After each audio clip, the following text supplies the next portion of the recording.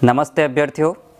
हमने राजस्थान ज्योग्राफी की जो सीरीज़ चलाई थी जिसमें 7 से 8 वीडियो अपन ने डाले हैं, उनसे संबंधित महत्वपूर्ण प्रश्न को आज सॉल्व करेंगे जो आपकी तैयारी को और मजबूती देंगे। साथियों, सबसे पहले आपसे ये अनुरोध है कि आप सभी इन प्रश्नों को सॉल्व करते समय एक अलग कागज़ में चाहें तो नोट कर सकते हैं कि आपके कितने प्रश्न सही हुए और कितने गलत हुए, और ये आप कमेंट बॉक्स में कमेंट करके ज़रूर बताएं मुझे कि कितने प्रश्न आपके लास्ट तक राइट हुए थे। तो चलते हैं अपन सीधे प्रश्न पर। प्रश्न नंबर 1 आपके सामने है। प्रश्न नंबर 1 कह रहा है आपको कि जुरैसिक युग के चट्टानें राजस्थान के किन जिलों में मिलती हैं। ठीक है, जुरैसिक युग की चट्टानें, जुरैसिक युग वही युग है जिसको आप डायनासोर के रूप में भी जानते हैं। जुरासिक पार्क भी आपने देखी हैं। तो उसमें ऑप्शन देख लेते हैं अपन। पहला ऑप्शन है, option A Jaisalmer Barmer, option B Kota Chittor, option C Bikaner Jodhpur और ऑप्शन डी अजमेर जयपुर। आपने वीडियो को जो पूर्व में यहाँ पर अपलोड किए गए थे बारीकी से देखा है तो ये प्रश्न आपका 100% राइट होगा। यहाँ पर अपन प्रश्न के उत्तर तक जाने से पहले इसको थोड़ा विश्लेषण रूप से देखते हैं कि कैसे इसका सही आंसर होगा, तो आपको याद आ जाएगा। देखते हैं, राजस्थान के नक्शे पर आप चलें और राजस्थान के नक्शे पर इस तरीके से मैंने बताया था कि ये अरावली पर्वतमाला है और अरावली पर्वतमाला के पश्चिम में पूरा का पूरा पश्चिमी मरुस्थल अपन ने देखा था। पश्चिमी मरुस्थल में यहाँ पर गोल आकार की 56 पहाड़ियों को हमने क्या कहा था, 56 की पहाड़ियाँ।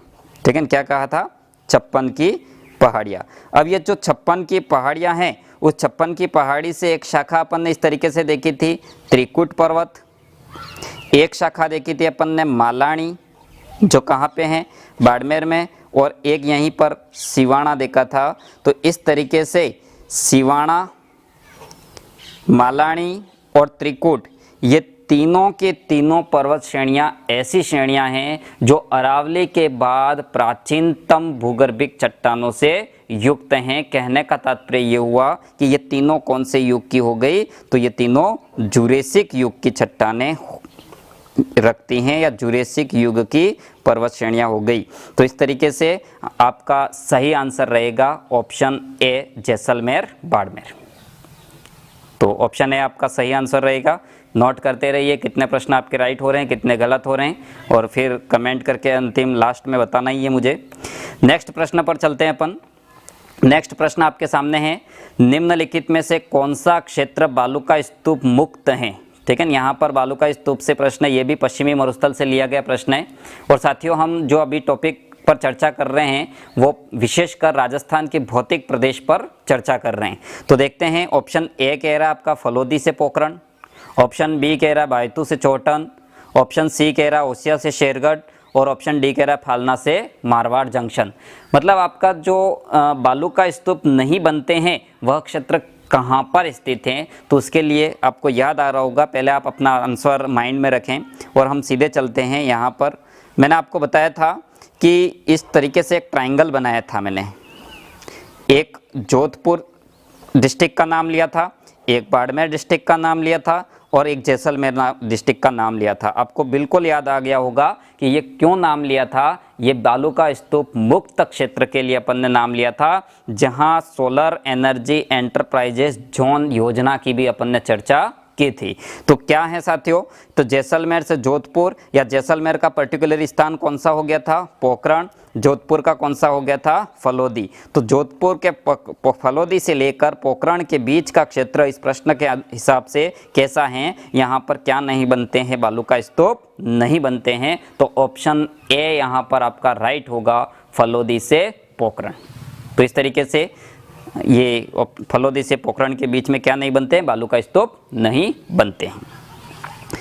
नेक्स्ट बात करते हैं अपन अगले प्रश्न की ओर। अगला प्रश्न आपका अरावली की पर्वत श्रेणियों से है। बांका पट्टी का विस्तार झायल पहाड़ियों में विस्तृत है। बिल्कुल सही बात है। जो किन जिलों में स्थित हैं, यहाँ पर पर्टिकुलर इसकी लोकेशन पूछी गई है झायल श्रेणी की। तो देखिए, मैं इसी जगह पर आपको बता देता हूँ कि ये पूरा का पूरा पश्चिमी मरुस्थल वाला क्षेत्र अपन ने देखा था, और यहाँ पर एक नागौर डिस्ट्रिक्ट था और यहाँ पर अजमेर डिस्ट्रिक्ट। नागौर और अजमेर के बीच में कुछ अवशिष्ट श्रेणियाँ पाई गई और उन अवशिष्ट श्रेणियों को अपन ने इस तरीके से देखा था, घोट मांगलोद श्रेणी के नाम से देखा था। इस अवशिष्ट पहाड़ियों को अपन ने यहाँ पर मकराना श्रेणी के नाम से देखा था और एक अवशिष्ट पहाड़ी कौन सी थी, तो झायल पहाड़ी थी। तो इस तरीके से झायल पहाड़ी जो हैं वो नागौर से अजमेर के मध्य फैली हुई ऐसी पहाड़ी हैं जहाँ जल में फ्लोराइड की मात्रा अधिक है। साथियों ध्यान से सुनना, जल में किसकी मात्रा अधिक है, फ्लोराइड की मात्रा अधिक है। और जब फ्लोराइड की मात्रा अधिक होगी तो क्या होगा, फ्लोरेसिस की बीमारी होगी, यानी पीठ में कुबड़ निकल आएगी और ये स्थितियाँ आएगी। तो असमय यहाँ के लोगों की पीठ में कुबड़ निकल आती हैं जिससे लोग बांके हो जाते हैं, झुक जाते हैं, इसलिए इसको बांका पट्टी भी कहते हैं। तो इस तरीके से बांका पट्टी कहो चाहे इसको कुबड़ पट्टी कहो, ये कुबड़ पट्टी या बांका पट्टी जो हैं वो कहाँ पर हैं, तो नागौर से अजमेर के मध्य झायल श्रेणी में। लेकिन विशेष ध्यान ये देना है आपको कि प्रॉपर इस तरीके से आ जाए कि बांका पट्टी कौन से ज़िले में है, और अगर उस दौरान अजमेर भी ऑप्शन में है और नागौर भी ऑप्शन में है तो आपको कौन सा ऑप्शन राइट करना है, नागौर ऑप्शन ही राइट करना है। ये घाट मान ले आप यहाँ पर, घोट मांगलोद श्रेणी, मकराना श्रेणी, झायल श्रेणी। झायल श्रेणी में फ्लोराइड की मात्रा अधिक, बांका पट्टी और कुबड़ पट्टी इसको कहते हैं। प्रॉपर बांका पट्टी पूछे तो केवल नागौर, लेकिन झायल श्रेणी किन जिलों के मध्य हैं, तो नागौर से अजमेर के मध्य। तो यहाँ पर आपका सही आंसर रहेगा ऑप्शन बी, अजमेर से नागौर के मध्य। चलते हैं अगले प्रश्न की ओर। अगला प्रश्न आपका यहाँ पर क्या कह रहा है कि निम्नलिखित में से कौन सा समूह राजस्थान में स्थित प्रमुख चोटियों में ऊंचाइयों के अनुसार अवरोही क्रम में सही क्रम दर्शाता है। साथियों इस तरीके से पहले प्रश्न इस तरीके से आता है कौन सी ऊंची है, कितनी ऊंचाई है, लेकिन अवरोही और आरोही क्रम को लेकर जो प्रश्न पूछे जा रहे हैं उसको एज इट इज़ अपन को पहाड़ियों के नाम लिखने हैं और उसका आरोही अवरोही क्रम ध्यान रखना है। तो ये प्रश्न थोड़ा रटने वाला प्रश्न आप कह सकते हैं। यहाँ पर इसका सही आंसर है ऑप्शन डी, जो क्या कह रहा है, टोडगढ़, खो, बिलाली और रोजा भाकर। रोजा भाकर कहाँ पे आता है, जालोर के अंतर्गत आता है, जो पटवारी में प्रश्न पूछा भी जा चुका है। तो टोडगढ़ अजमेर में, तो ये इस तरीके से इसका क्रम ध्यान रखना है, टोडगढ़, खो, बिलाली और रोजा भाकर। साथियों ये प्रश्न काफ़ी महत्वपूर्ण प्रश्न उत्तर हैं जो या तो किसी प्रश्न जो किसी परीक्षा में बने हुए हैं या संभावित सबसे अग्रिम क्रम में प्रश्न हैं, वही प्रश्न आपके सामने लेकर हम आए हैं। तो चलते हैं नेक्स्ट अगले प्रश्न की ओर। इसका सही आंसर होगा ऑप्शन डी। नेक्स्ट प्रश्न है आपका, राजस्थान के किस अंचल को बांगर प्रदेश भी कहा जाता है। ठीक है, प्रश्न है राजस्थान के किस अंचल को बांगर प्रदेश भी कहा जाता है। तो बांगर प्रदेश को सुनने से पहले आपको ध्यान रखना है कि क्या है बांगर प्रदेश। तो ऐसा प्रदेश जहां पर नदियों द्वारा नवीन जलोढ़ मिट्टी का जमाव किया जाता है उसको खादर भूमि कहते हैं, और जहां ऐसी स्थिति नहीं है उसको क्या कहते हैं, बांगर कहते हैं। तो बांगर प्रदेश राजस्थान का कौन सा प्रदेश बांगर है, शेखावटी क्षेत्र पूर्ण रूप से आंतरिक अपवाह रखता है और इसलिए ये क्षेत्र कैसा है, तो बांगर प्रदेश कहलाता है। साथियों बांगर और वागड़ में काफ़ी अंतर हैं। वागड़ बांसवाड़ा डूंगरपुर का माही बेसिन क्षेत्र कहलाता है, जबकि शेखावटी के तीनों डिस्ट्रिक्टों का क्षेत्र क्या कहलाएगा, तो शेखावटी का ये बांगर प्रदेश कहलाएगा। तो आपका यहाँ सही आंसर हो जाएगा ऑप्शन डी, शेखावटी बेसिन। चलते हैं अगले प्रश्न की ओर। नेक्स्ट प्रश्न आपके सामने है, सीधा सीधा है, राजस्थान का सर्वोच्च पठार है। ठीक है, तो काफ़ी सोच समझ के आंसर देना है इसका। माउंट आबू का पठार option A, option B Uriya का पठार, ऑप्शन सी भोमट का पठार, ऑप्शन डी कुंभलगढ़ का पठार। साथियों ये सभी का पठार काफ़ी महत्वपूर्ण हैं, लेकिन इसमें सबसे महत्वपूर्ण पठार हैं कौन सा, तो राजस्थान का सबसे ऊंचा पठार। अब देखना राजस्थान का सबसे ऊंचा पठार कौन सा है। तो आपने वीडियो के दौरान जो मेरी क्लासें देखी हैं उस क्लास के अंतर्गत मैंने बताया था कि इस तरीके से ये माउंट आबू जो हैं वो किसका उदाहरण है, तो आबू उदाहरण है बैथोलित का। अब बैथोलिथ क्या होता है? तो बैथोलिथ उसको कहते हैं जो गुमंदाकार लावा से निर्मित, ज्वालामुखी निर्मित एक चट्टान होती है, उसको कहते हैं बैथोलिथ। अब इस बैथोलिथ के आकार में माउंट आबू स्थित है और इसी माउंट आबू से कुछ ऊंचाई की ओर लिए हुए एक और पठार स्थित है और उस पठार को कहते हैं साथियों उड़िया का पठार। अब देखना, उड़िया का पठार राजस्थान का सबसे ऊंचा पठार कितना ऊंचा है? तो 1360 मीटर की ऊंचाई रखता है, राजस्थान का सबसे ऊंचा पठार। और दूसरा ऊंचा पठार कौन सा हो जाएगा? आबू का पठार, जो आपके ऑप्शन के अंतर्गत इसका भी नाम दिया गया है। तो इस तरीके से आबू का पठार राजस्थान का दूसरा ऊंचा पठार रहेगा। ठीक है, कितना ऊंचा? तो 1200 मीटर ऊंचा। आबू का पठार कौन सा हो गया? तो राजस्थान का दूसरा ऊंचा पठार। इस तरीके से इस प्रश्न का सही आंसर रहेगा आपका कौन सा? ऑप्शन बी क्या रहेगा? उड़िया का पठार। तो इस तरीके से आप अपना आकलन करते रहें। ऑप्शन बी इसका राइट आंसर हो गया। नेक्स्ट, अगले बार चलते हैं नेक्स्ट प्रश्न की ओर। यहाँ पर हालांकि ये प्रश्न वर्षा ऋतु प्लस या जलवायु प्लस राजस्थान के भौतिक प्रदेश से लिया गया है। राज्य के किस क्षेत्र में वर्षा की अधिक परिवर्तनशीलता दृष्टिगोचर होती है? वर्षा की अधिक परिवर्तनशीलता कहाँ पर दृष्टिगोचर होगी? तो ये आपको लिखना है, मरुस्थलीय क्षेत्र में वर्षा की अधिक परिवर्तनशीलता दृष्टिगोचर होती है। ठीक है, तो ये ध्यान रखना है, ऑप्शन डी यहाँ पर सही आंसर होगा। नेक्स्ट चलते हैं अगले प्रश्न की ओर। अगला प्रश्न है आपका कामली घाट का। ये प्रश्न कई एग्जाम में पूछा गया है, यहाँ तक कि आरपीएससी ने भी इस प्रश्न को पूछ लिया है। चलते हैं हम, राजस्थान के कौन से जिले में अरावली का कामली घाट दर्रा स्थित है?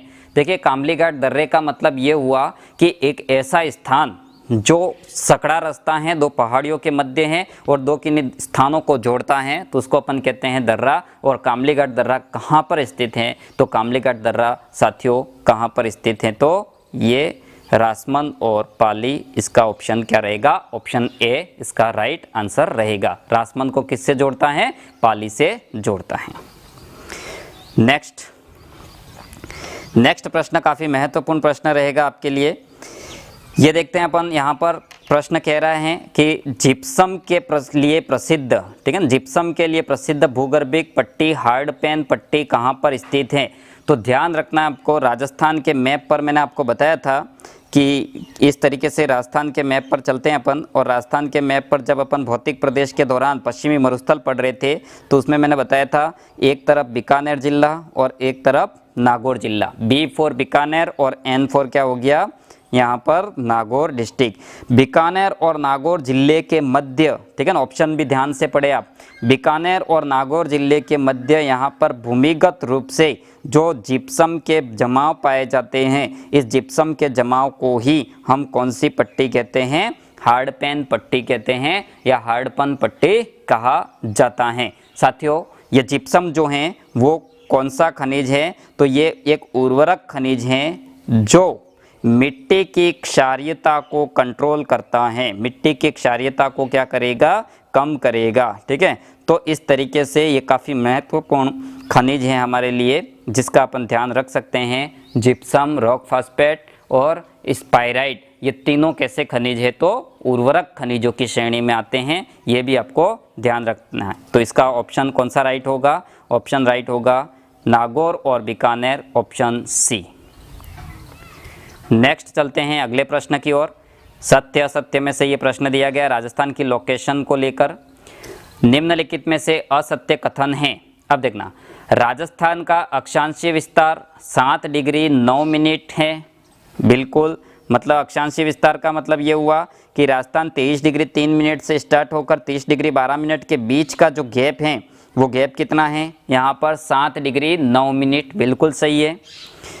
राजस्थान का देशा, देखो इस तरीके के प्रश्न जब सॉल्व करो उस समय बिल्कुल सही लग रहा है आपको, करेक्ट है, तो उसको तो टिक कर लीजिए। इसके बाद थोड़ा थोड़ा कंफ्यूज हो रहा है तो आगे बढ़िए, सभी ऑप्शन पढ़िए, फिर से आइए। राजस्थान का देशांतरी विस्तार 8 डिग्री 47 मिनट है, ये भी सही है। जैसलमेर से धौलपुर के मध्य यहाँ पर कितना विस्तार है? 8 डिग्री 47 मिनट। और इधर से कितना हो गया? 7 डिग्री 9 मिनट हो गया। फिर क्या कह रहा है? राजस्थान की सर्वाधिक सीमा मध्य प्रदेश राज्य से लगती है। बिल्कुल 1600 किलोमीटर और 10 जिलों के साथ मध्य प्रदेश राजस्थान से सबसे ज़्यादा सीमा बनाने वाला राज्य है। तो ये 3 ऑप्शन तो हमारे सीधे सीधे राइट हो गए। ऑप्शन डी कह रहा है साथियों, कर्क रेखा राजस्थान के लगभग या राज्य के लगभग मध्य से गुजरती है। देखिए मध्य से न गुजरकर कर्क रेखा राजस्थान के 2 जिले, ठीक है, कौन कौन से जिले हैं, तो राजस्थान के 2 जिले यहाँ पर कर्क रेखा पर, एक तो डूंगरपुर डिस्ट्रिक्ट है जो दक्षिणांचल में है, और एक कौन सा सबसे दक्षिणी जिला, बांसवाड़ा। तो डूंगरपुर और बांसवाड़ा इन 2 डिस्ट्रिक्ट से राजस्थान में कौन सी रेखा निकलती है, कर्क रेखा निकलती है, जिसका मान हम देखते हैं 23.5 डिग्री उत्तरी अक्षांश। तो इस तरीके से आपको ध्यान रखना है कि राजस्थान के मध्य से न निकलकर दक्षिण से निकलती हैं, ठीक है। तो ऑप्शन डी यहाँ पर क्या होगा, गलत, ठीक है। तो आपके इस प्रश्न के अंदर यहाँ पर देखें तो हमको कौन सा टिक मार्क करना है, ऑप्शन डी यहाँ पर टिक मार्क करना है। नेक्स्ट चलते हैं अगले प्रश्न की ओर। हाड़ौती के प्रदेश से संबंधित ये प्रश्न पूछा गया है। प्रश्न कह रहा है कि राजस्थान में विंध्य कगार भूमि किन चट्टानों से निर्मित हैं, ठीक है। राजस्थान में विंध्य कगार भूमि किन चट्टानों से निर्मित हैं।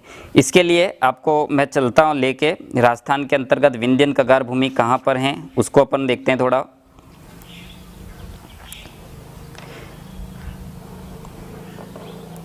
राजस्थान में हाड़ौती, तब तक आप ऑप्शन भी पढ़ते रहिए, कौन से प्रदेश हैं राजस्थान में हाड़ौती से संबंधित।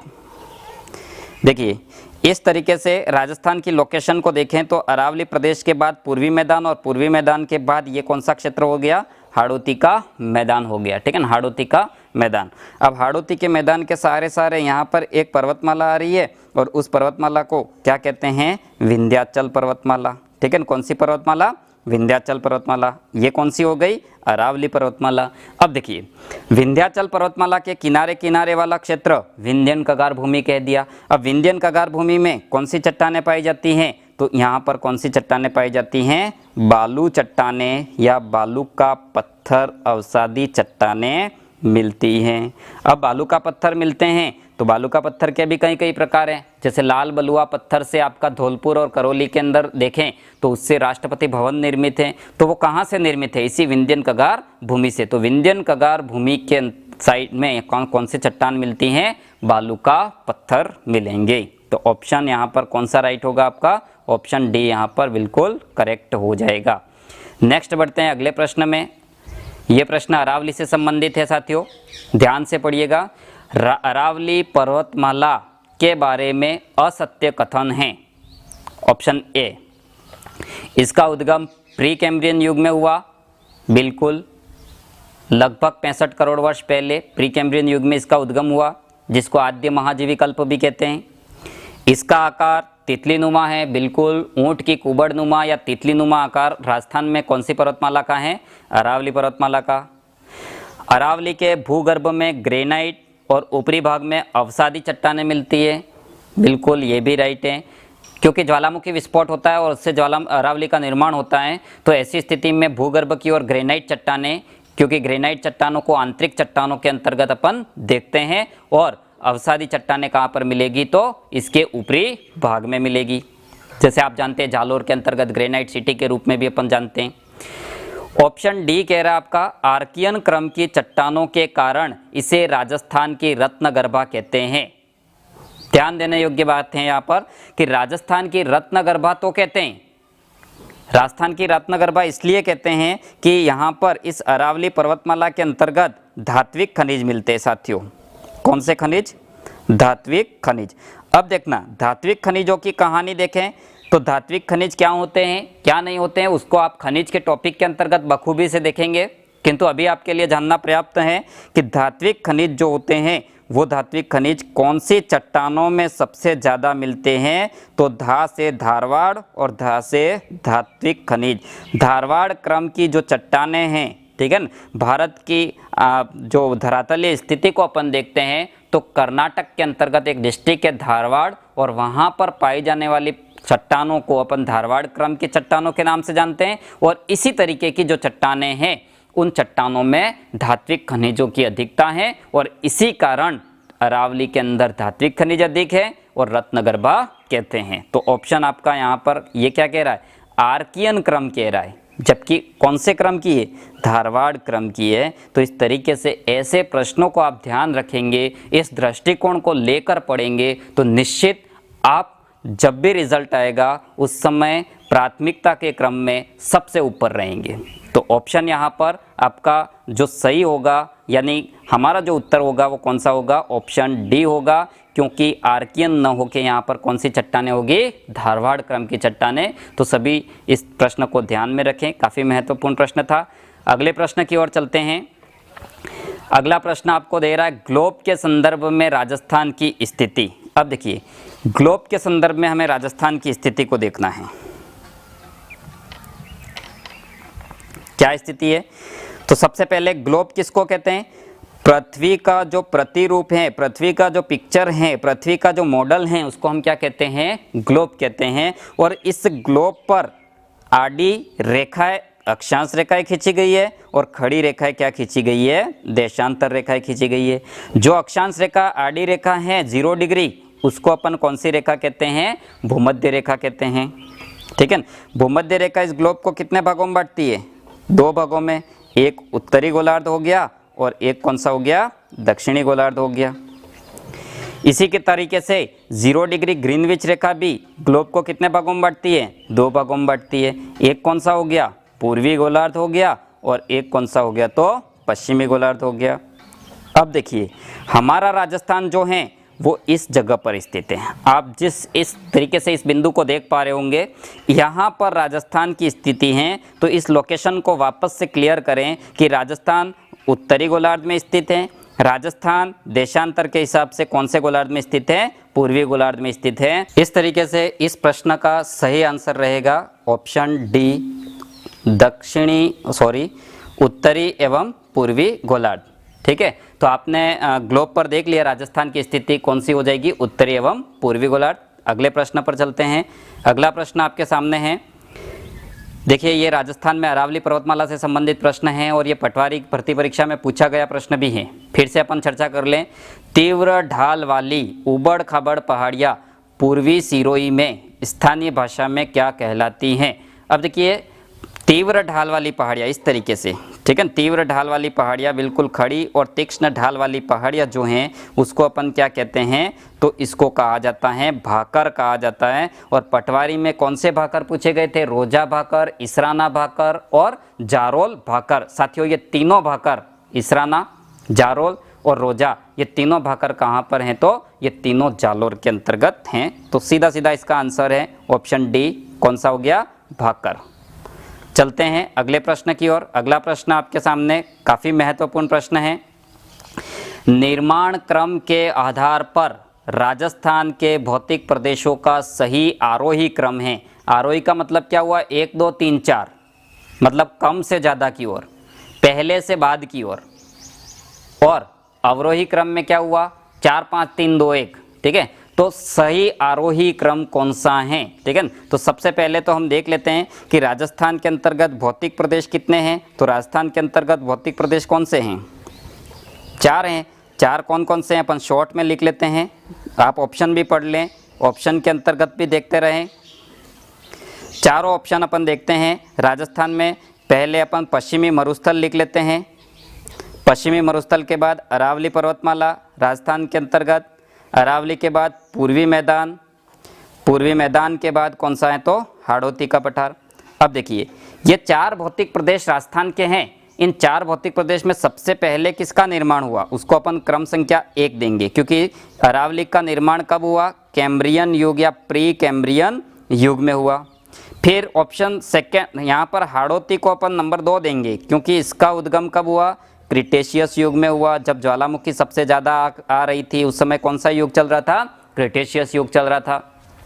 इसके बाद पूर्वी मैदान को हम कौन सा 3rd नंबर देते हैं, प्लीस्टोसीन युग। ठीक है, प्लीस्टोसीन युग। तो प्लीस्टोसीन युग के अंतर्गत पूर्वी मैदान और भारत के उत्तर के विशाल मैदान का निर्माण होता है। इसके बाद पश्चिमी मरुस्थल का देखें तो संपूर्ण वर्ल्ड में सबसे युवा मरुस्थल, और भारतवर्ष के अंतर्गत यदि हिमालय को छोड़ दें तो सबसे नवीनतम भूभाग हम किसको देखते हैं, पश्चिमी मरुस्थल को, जिसको अपन कैसे बोलते हैं, प्लीस्टोसीन के अंत में। ठीक है, तो इस तरीके से सबसे पहले कौन है, अरावली। देखिएगा ऑप्शन में सबसे पहले अरावली, अरावली के बाद सेकेंड वन क्या है, हाड़ौती या दक्षिणी पूर्वी पठार। ठीक है, फिर हैं पूर्वी मैदान और पश्चिमी मरुस्थल।